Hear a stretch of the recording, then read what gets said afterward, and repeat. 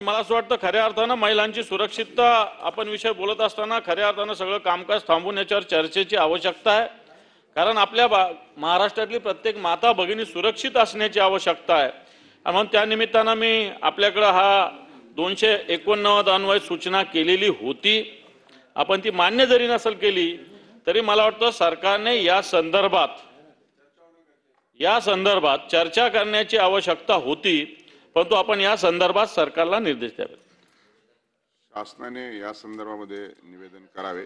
लक्षवेधी क्रमांक 1 विक्रांत पाटील।